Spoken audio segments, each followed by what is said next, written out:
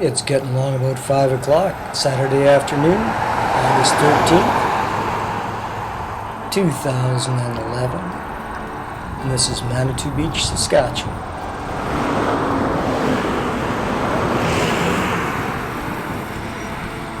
Looking north up Highway 365, Watrous is about 5k behind us to the south. There's the regional park sign, a lovely facility.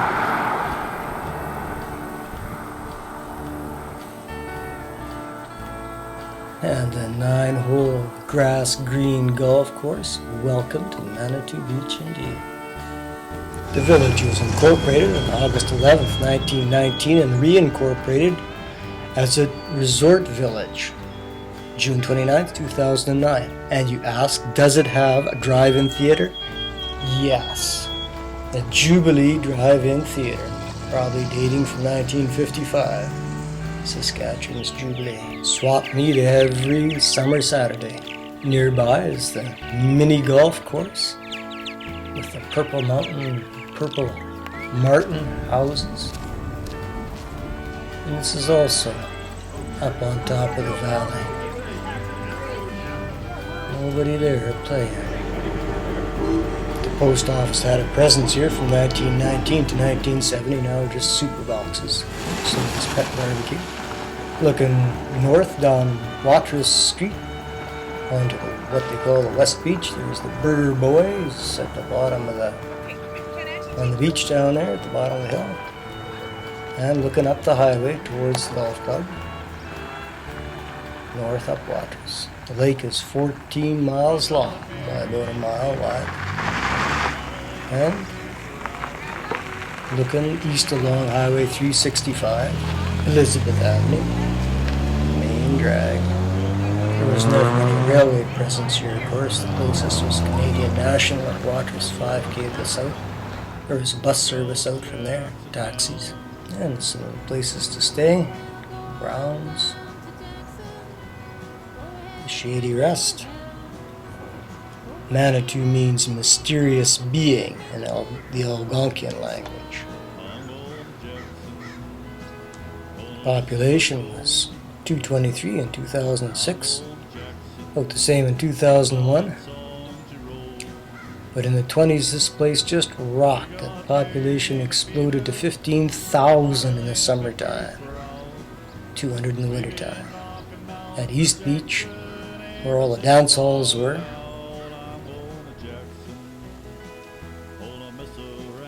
Relics Antiques is in this neighborhood here. And a little bit explaining about the origin of the health benefits of the lake. Here's the Holy Name of Jesus Chapel, raised in 1949. It's now a private residence. It was acquired by the Ukrainian Catholic Eparchy in Saskatchewan in 1974. Sold private in 2004. Danceland. What can that be? Here you see how high the lake is. It's been rising since 2007. They had to build this rock berm in 2011 because it flooded part of the town, this lake. It goes up and up. Now part of the town is up to a meter below lake level. This has long been famous, this lake, for its medicinal properties. The natives used to come here to bathe, cure themselves of various ailments. It's mostly sodium chloride, though, table salt, with sulfates of magnesium, sodium, and calcium, and other traces, iodine. Specific gravity is 1.06, and here is Danceland, the very famous Danceland.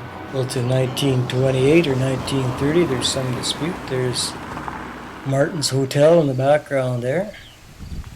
Danceland was one of 3 big dance pavilions here in the 20s, in the 30s rather. Located in East Beach, where all the hijinks took place.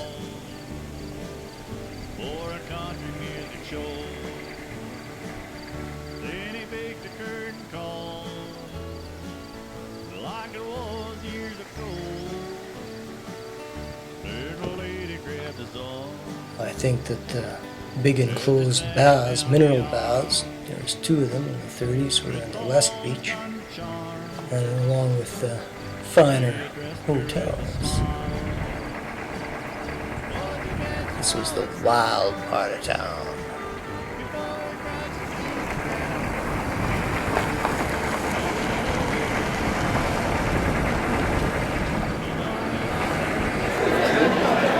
Here's a look at the 5,000 square foot dance floor, resting on 6-inch thick bales of Quebec horsehair,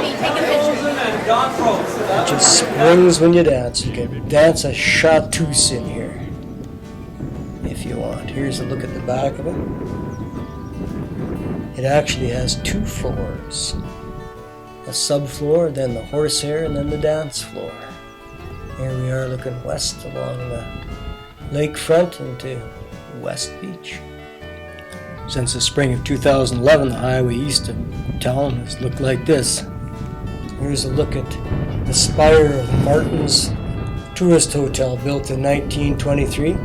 Martin sold salt crystals and mud ointments, as well as putting people up. Mr. Josiah Martin. Well, it's really flooded up now. This is the high water in the spring of 2012. The Worley Brine Shrimp Company bought the hotel in 1961 and turned it into a factory to process Artemia salina, tiny little shrimp that just teem in these waters here. Here we are looking west down into West Beach. And this is West Beach. There's the Burger Boys. It's Sunday morning, August the 14th, 2011. And a quiet one it is. Here's the old Pierce Hotel, boarding house.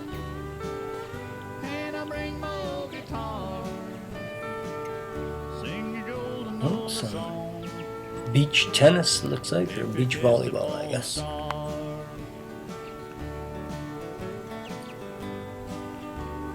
McLaughlin Avenue, running along the lakefront.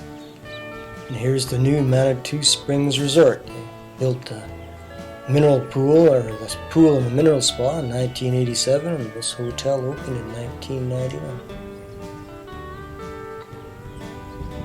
And there's been a number of hotels in Manitou Beach over the years, most of them burned.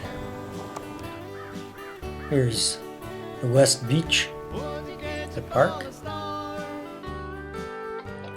Little Manitou Lake, it's called. And looking uptown, this is an extension of McLaughlin, maybe. And the Camp Easter Seal.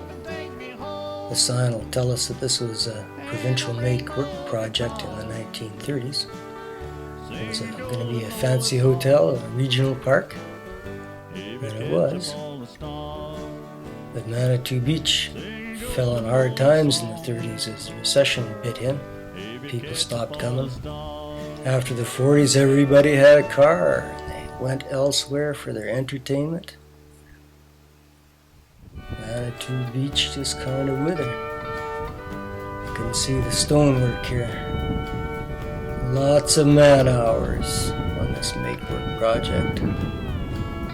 Beautiful, huh? Now all modified and modernized and open for business.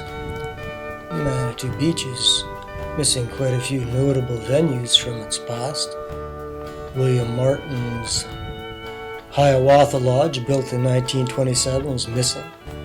Gone is the celebrated arcade pavilion with its huge octagonal room, burned in 1947. Dr. Stipe's clinic had burned in 1943, 10 years after it opened. The Manitoba Hotel burned that year too. And the chalet, the fancy chalet, opened in 1929, burned in 1983. You can still get Manitou mineral salve though, like you have been able to since 1882, they say. Thank you, Janice Hurd, for your help.